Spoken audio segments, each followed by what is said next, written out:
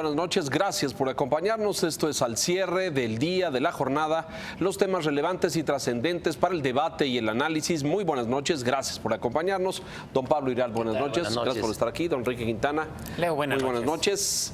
Miguel Ángel Mancera, jefe de gobierno en la Ciudad de México, rindió informe ayer, domingo, frente a la Asamblea Legislativa de la Ciudad de México, su quinto informe. Y bueno, pues hubo presencias notables ahí, una muy nutrida presencia de esta nueva conformación política del Frente opositor. De hecho, lo incluyó en su discurso.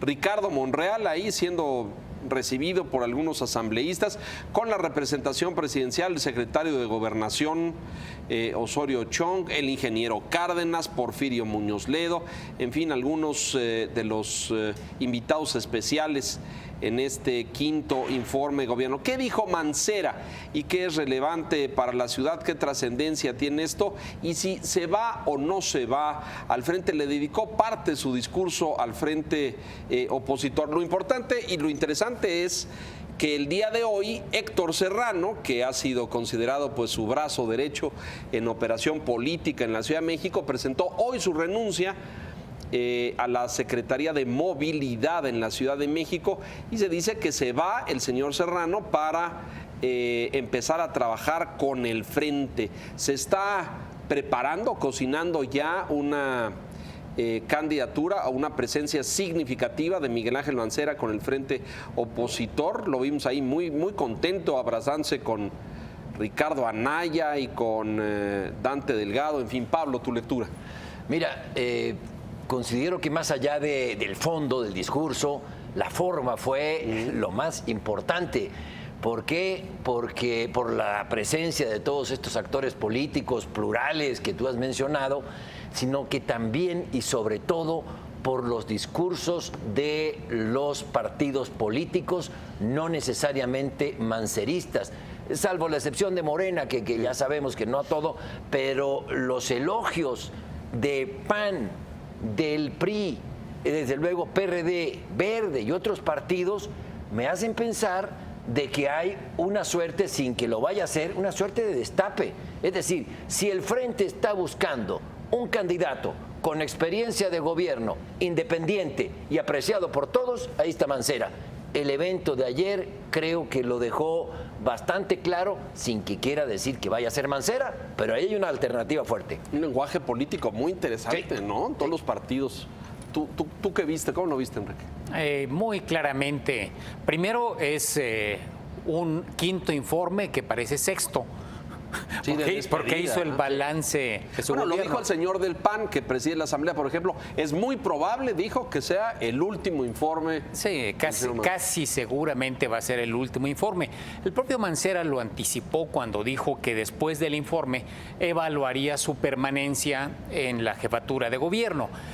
Claramente la renuncia de Héctor Serrano a la Secretaría de Movilidad está vista, se puede calibrar como el primer movimiento en el tablero político por parte de Mancera para tratar de construir esa candidatura que está buscando él. Inicialmente se pensaba que por parte del PRD, creo que ahora es por parte claramente del Frente. Y este tono de reconocimiento, particularmente de los partidos que forman el Frente, pero también del PRI, y la inclusión entre los invitados especiales, sentado junto con los dirigentes de los partidos que forman el Frente, de Luis Castro, del dirigente del PANAL. Del PANAL también lo vimos coqueteando por ahí, ¿no? Bueno, diciendo pues que lo va a valorar o lo suena interesante. Se ha dicho en muchas ocasiones que de construirse una candidatura en el Frente, la candidatura presidencial correspondería al PAN. O así lo hemos leído algunos, sí. Por lo menos esa es la impresión que queda.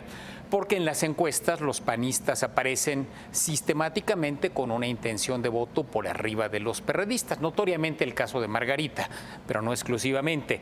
Mientras que en la Ciudad de México correspondería a algún perredista esa candidatura del Frente. Creo que ya todas estas ecuaciones están formando parte de lo que a partir de hoy ya está sucediendo. Anecdóticamente, Mancera informó y se fue, porque voló a Nueva York.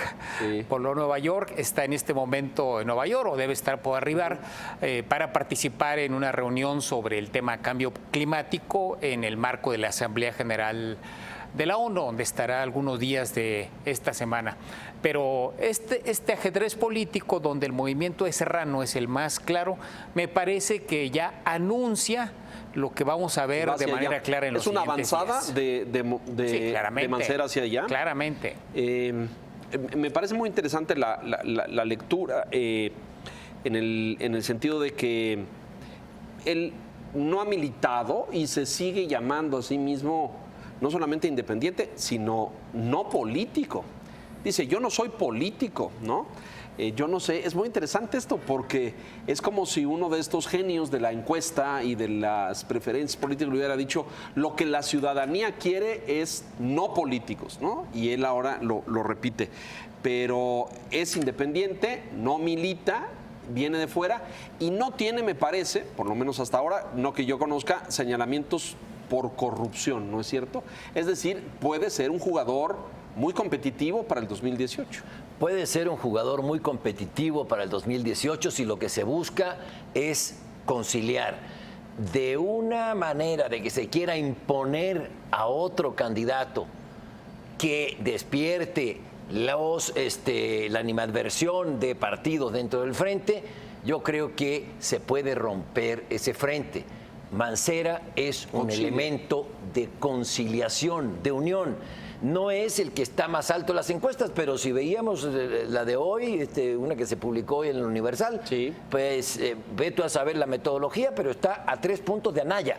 Es decir, no está tan disparatada la posibilidad de que Mancera sea el candidato por esas condiciones y por lo que tú señalas. En la Ciudad de México no ha habido un gobierno de dispendio. No se conocen actos de corrupción, de llamar la atención de parte de la jefatura de gobierno. Creo que son varios los saberes que tiene Mancera como para ser un postulante serio, competitivo a la candidatura del Frente. Más activos, tal vez. El pasivo que tiene Mancera son las elecciones intermedias, donde habiendo recibido una ciudad donde el PRD tenía fuerza predominante, el control tanto de la Asamblea como de las jefaturas delegacionales, en las elecciones intermedias pierde ese control ante el arribo de Morena. Entonces, más allá de la caracterización de su gestión, lo que es un hecho es que en el espacio político que le tocó gobernar, que es la Ciudad de México, pues su partido retrocedió en este balance que implica la elección intermedia. Y si nos atenemos a las encuestas en la Ciudad de México, todavía va adelante por una buena distancia Morena, cuando se habla de partidos, y la virtual candidata de Morena, Claudia Sheinbaum, cuando se habla de personajes. Creo que ese es el único pasivo serio que tiene Mancera, y el hecho de que los panistas van a buscar que sea alguien de ese partido o un ciudadano que no haya sido postulado por partidos, no solamente que no milite, como es el caso de Mancera, quien encabece el frente. Pero yo creo que la moneda está en el aire y sí, uno de los jugadores serios es Mancera. Yo agregaría, perdón por la interrupción, yo agregaría otro debe de Mancera, es la inseguridad. La inseguridad ha regresado a la Ciudad de México por múltiples factores, pero paradójicamente es porque no está Mancera al frente de la Procuraduría. Mancera fue de los mejores procuradores que ha tenido la Ciudad de México en los últimos 40 años, que yo recuerde. Sí, sí. Bueno, cuando llega Mancera, había una situación de enorme delincuencia, crimen y secuestro en la Ciudad de México, y la bajó a tal grado de que lo vi con mis ojos en el Estadio Azul recibir un reconocimiento al final de su gestión, y el público le hizo dar la vuelta olímpica a un procurador. Es decir, creo que fue el mejor fiscal que hemos tenido, y ahora pues no está él al frente de la Procuraduría y hay un repunte de la delincuencia en la Ciudad de México. Pues vamos a ver, sí, coincido contigo, tal vez ese sea una de las cargas, de las contras, ¿no? Creo que la combinación política al interior del frente va a seguir siendo una de las cosas más interesantes que viviremos en los próximos meses, Sí. ¿no? Es decir, cómo se acomodan ahí en la mesa y si Ricardo le cede la silla y me cuesta, Ricardo Anaya, por supuesto, me cuesta trabajo ver cómo hará esa organización, pero bueno, pues ahí está, es competitivo y vamos a ver qué dice el frente. Vamos a mensajes, si les parece bien, y regresamos con más. ¿Qué pasó con la Fiscalía Independiente? ¿Cómo ha reaccionado el PRI a esto? Volvemos.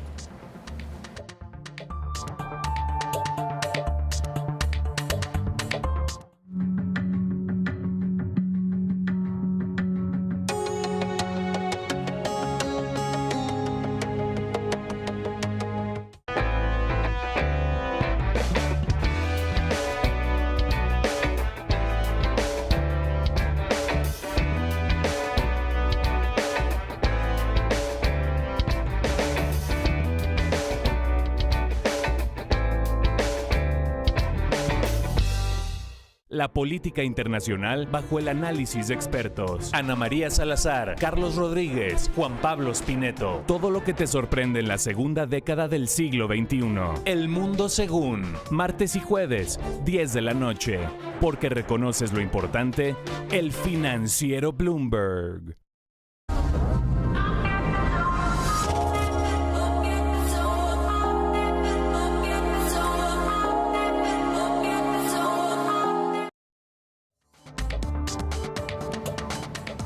Llevamos días con el tema de la Fiscalía Independiente, todo este debate y esta controversia que se ha armado el día de hoy en la Cámara de Diputados. Varias organizaciones de la sociedad civil, 2 por lo menos, entregaron sus proyectos de Fiscalía Independiente, porque esto ya ha rebasado a la figura individual del fiscal, digamos. Hoy se habla del andamiaje, de la estructura, de los cimientos que debiera tener esa fiscalía para ser verdaderamente autónoma, independiente y confiable.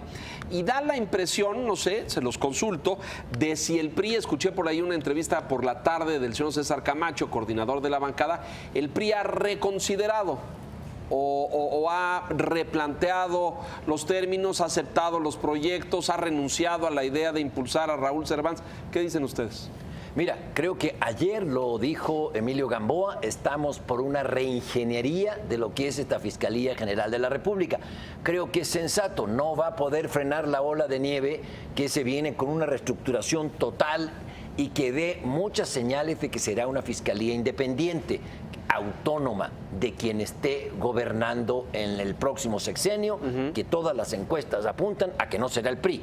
Ahora bien, me llama la atención de manera poco grata otro fenómeno. Está bien que se escuche a las agrupaciones civiles, muy bien, es deber de los partidos escuchar, pero si no se hace lo que ellos dicen, ¿va a ser todo un fracaso? Yo creo que no, que también hay intereses en esas asociaciones civiles, que también hay intereses extraciudadanos y todos quieren que no sea el fiscal carnal, pero que sea mi carnal. Es decir, y por eso le están poniendo piedras en el camino inusitadas, como el hecho de no haber ocupado un puesto de elección popular. No puede ser alguien que haya ocupado un puesto de elección popular, no puede ser alguien que haya militado en un partido político. Oye, si con esos requisitos vamos, José Woldenberg no habría sido presidente del IFE ni consejero del IFE. Creo que no se pueden hacer reformas con dedicatorias, pero sí escuchar las opiniones de agrupaciones civiles y tomarlas en cuenta. Hay en el Senado 6 proyectos de reforma al artículo específico que marca los requisitos para ser fiscal general de la Nación. Creo que se van a tener que sopesar los argumentos que se plantearon en esas propuestas, en esas iniciativas. Hoy hubo oferta de todas las fuerzas políticas, tanto el PRI como los partidos que forman el Frente. De Morena no lo sé, creo que no sé si se reunieron con Morena, vi testimonios de sus reuniones con priistas y con los integrantes del Frente. Pero ambos plantean que pues van a tomar en cuenta los argumentos. Seguramente habrá argumentos plausibles y otros que no lo serán. Espero que en las dos cámaras se valoren esos elementos y se logre una solución de consenso. Siento un clima mucho más distendido que el que teníamos para referirnos al extremo en los últimos días previos al arranque del periodo ordinario de sesiones, donde el PAN le declaró la guerra al PRI, el PRI le pegaba pero con sartén a Ricardo Anaya, en fin, era un clima crispado realmente. Hoy veo disposición de todas las fuerzas políticas para tratar de construir una ingeniería de esta Fiscalía General. Como lo dijo Gamboa. Razonable. ¿Qué pasó? ¿Por qué cambiaron las posturas? ¿Qué se modificó? ¿La presión social, la presión externa fue mucha?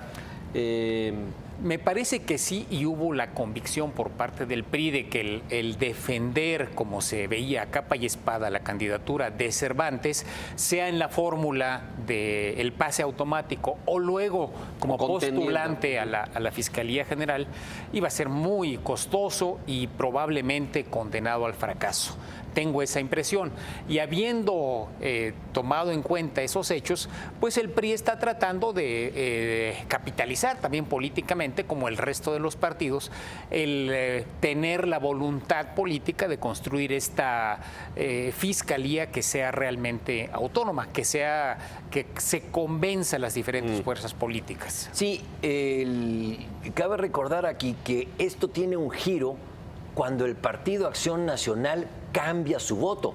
Es decir, ya no queremos el pase automático por el cual habíamos votado. Ya no queremos que Raúl Cervantes sea el fiscal general de la Nación.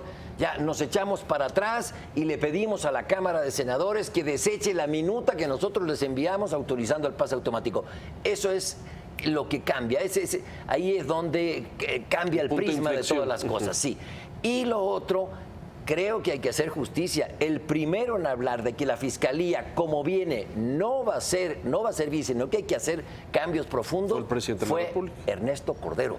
Ernesto Cordero, el senador rebelde, en el PAN, cuando dijo no vamos a votar en favor del pase automático, pero esa Fiscalía, como está, si no le hacemos cambios estructurales y profundos, no va a servir.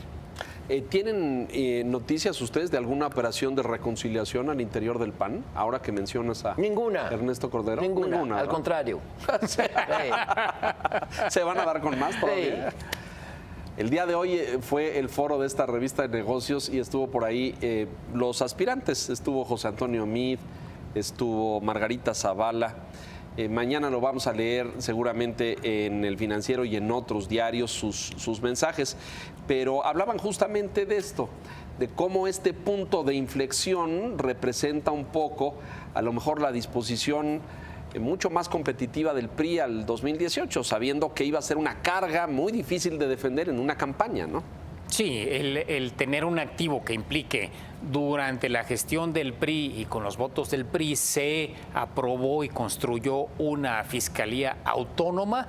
Bueno, a la hora de ponerlo como parte de una campaña, yo creo que va a ser algo interesante. Le puede sacar mucho más provecho. Sí, claro. Y también lo que me preocupa es que en todo el pliego de las organizaciones civiles, son muchísimas, son como 300, que exigen los requisitos para el nuevo fiscal, ninguna diga que tiene que ser un buen abogado, ninguna que tenga experiencia, porque lo que le va a llegar al procurador, ahora es todo ruido político, etcétera, pero lo que le va a llegar al procurador es ¿qué hacemos con el Mencho? ¿Cómo lo atacamos? ¿Cómo lo detenemos? ¿Cómo construimos el caso? Tienen que tener experiencia jurídica, por supuesto, pero también una vocación de servicio en el área penal. Oigan, a ver, ¿Miguel Ángel Mancera sería un buen fiscal independiente?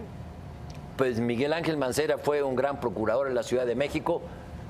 Creo que podría ser un buen procurador de la nación. No lo haría mal, dudo mucho ni que sea su aspiración, y no sería nada fácil, como dicen en la Cámara, que transite. Nada. Bueno, vamos a hacer una nueva pausa, regresamos enseguida, tenemos más. Panamá notificó formalmente la extradición de Roberto Borge. Volvemos.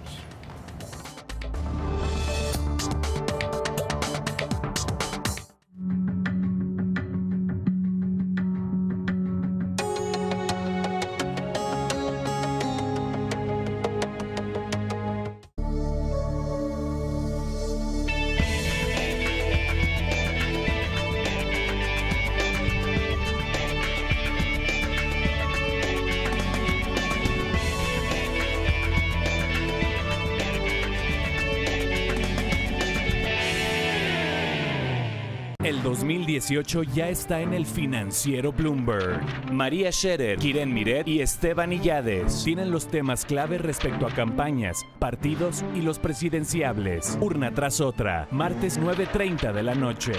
Porque reconoces lo importante, el financiero Bloomberg.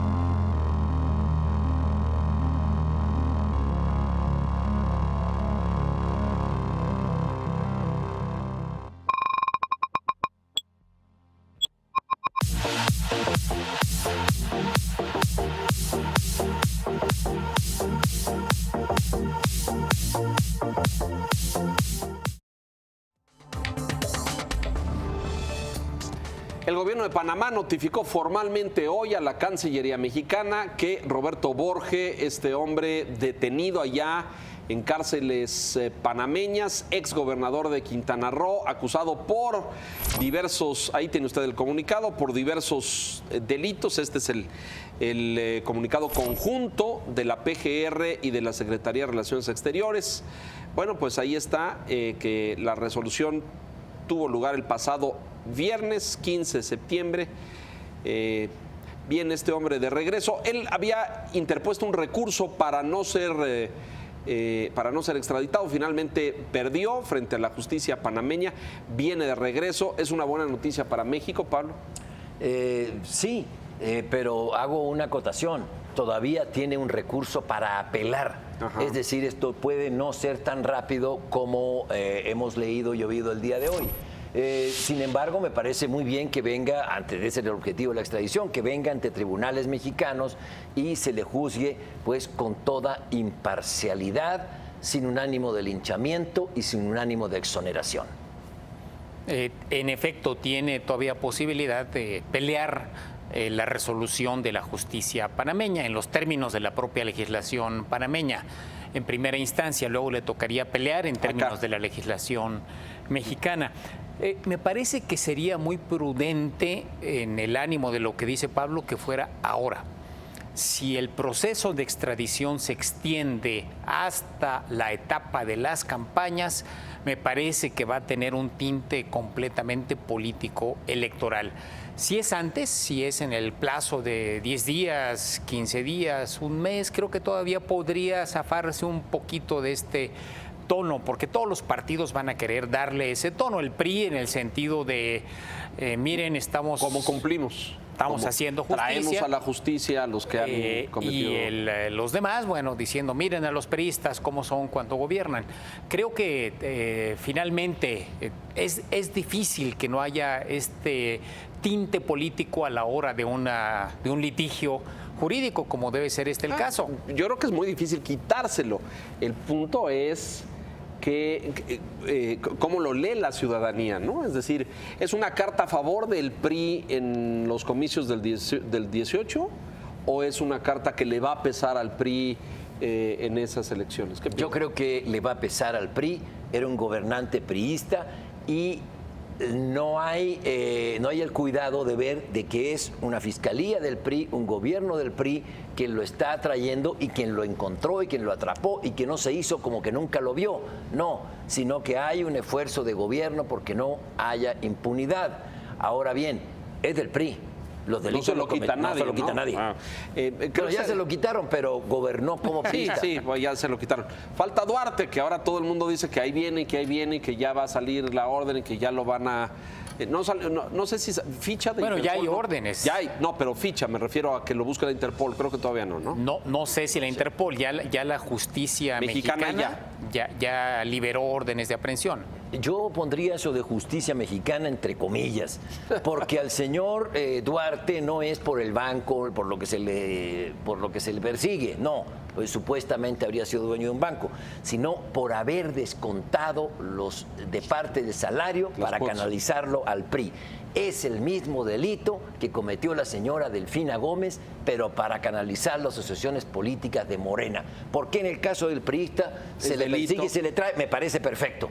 Y el caso de la señora Delfina No la Gómez, no, tocan. porque es de Morena. Entonces, sí pongo esto de justicia mexicana entre comillas. Bueno, en cualquier caso me parece que primero tienen que agarrarlo y luego documentar el caso. En el asunto de Morena, a ver quién se atreve a detener a la señora Delfina. Ya se llevó el caso a la FEPADE. Sí, es correcto. O sea, no es Está ahí. que... No, es no ha que- determinado hasta Y está dónde. confesa. Sí. Ella lo dijo. Sí, pero diciendo fue por voluntad propia de los Trabajadores, sí. trabajadores, cosa que muchos dudamos que haya sucedido, sea claro. así, no es la práctica regular. En el caso de Borge, me parece como en el caso de Duarte en su momento, pero una cosa importante será, y creo que podría dar el tuit político ahí importante, es que se incauten los bienes y regresen a manos del Estado, ¿no? A los bienes públicos, sobre todo. En el caso de las propiedades y de la tierra en Quintana Roo, eso tal vez podría lavarle un poco la cara. El problema es que estos son detenidos, van a la cárcel, pero nadie les quita nada, ¿no? Bueno, sí les quitan. En el caso de Duarte, Javier, Las cuentas y eso, pero pues es tanto que... en términos jurídicos es muy difícil. Imagínate en el caso de Quintana Roo, en manos de quién están las tierras que supuestamente, presuntamente se exacto. malbarataron, seguramente de particulares. Entonces, no es que todas es tan estas simple, estén a nombre del De Borge señor o de su Borge. familia, exacto. No es el caso, es mucho más complejo el tema patrimonial en este tipo de casos. Lo óptimo es lo que tú dices, que se pueda resarcir el daño patrimonial al Estado. En la práctica está difícil. en chino. Aquí quiero agregar algo, porque solemos ser muy malinchistas o ver que todo en México está, pero para quemarse y porque está podrido. No es así. A Duarte se le han confiscado bienes por Ranchos, más de sí. 100 millones de pesos. Al Chapo Guzmán en Estados Unidos no le han decomisado $1. No le han encontrado un peso. Es decir, aquí, con todos los bemoles que tiene nuestra justicia, se le persiguió, se le metió a la cárcel, se le extraditó, se le trajo a la cárcel y se le han quitado cientos de millones de pesos. Al Chapo Guzmán lo recibieron, lo encerraron y no le han encontrado $1 en Estados Lo cual abriría todo otro debate respecto a qué es más fácil o quién lava mejor y guarda su dinero o quién es más cínico y lo exhibe, como estos señores que presumían de sus ranchos y sus propiedades, ¿no? Pero bueno, nos vamos, Pablo, muchas gracias. Muy buenas noches, gracias, Enrique. No Buenas se vaya, noches. le presentamos ahora la retransmisión de La Silla Roja que transmitimos anoche domingo, una conversación interesante con el consejero del INE, Ciro Murayama, con vistas a todo este abultado calendario electoral. Gracias, buenas noches.